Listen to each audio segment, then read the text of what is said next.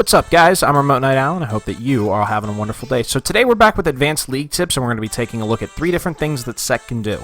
We're going to be taking a look at W flashing, input buffering, and item active on his Q, and we're also going to be looking at the mechanics of how his ultimate works when he lands. So without any further ado, let's just jump right into it. Now, jumping right into it, the first thing we're going to take a look at is W flashing. So Sett's W is a massive AoE that deals physical damage, and if it lands in the center line, it deals massive amounts of true damage.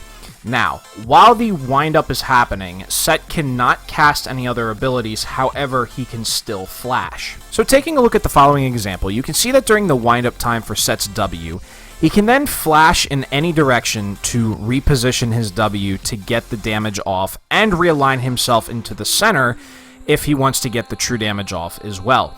Now, one thing to note with this is that Sett's W stays in the direction that it is being cast. So if you try to W forward and then flash for a 180-degree W reposition, it cannot happen.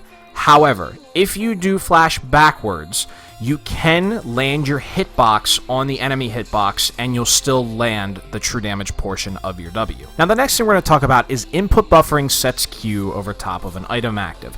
So the purpose of this is to increase the speed of your DPS with the abilities and item actives that you have available.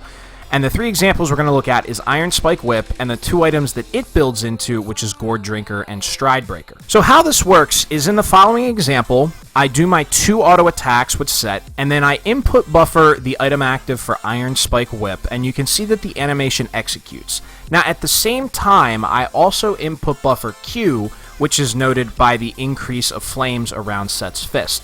So when I auto activate Iron Spike Whip, I can prep my Q so it'll go through faster after my Iron Spike Whip, as well as my Gourd Drinker and Stride Breaker execute. And the last thing we're going to talk about today is the positioning of Sett after he lands his ultimate cast.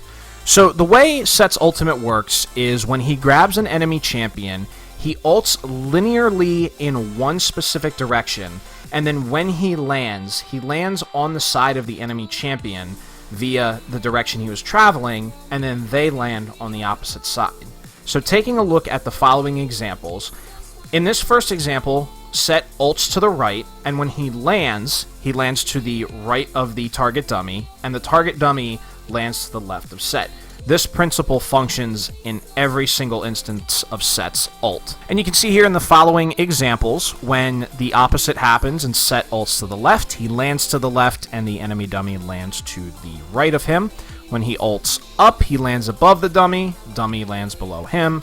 And when he ults down, he lands below the dummy, and the dummy lands above him. Well, guys, that's all I have for you today. If you're a new Sett player, or you're a player that plays Sett pretty regularly, here's some tips to increase the speed of your DPS, as well as help increase the accuracy of your skill shots.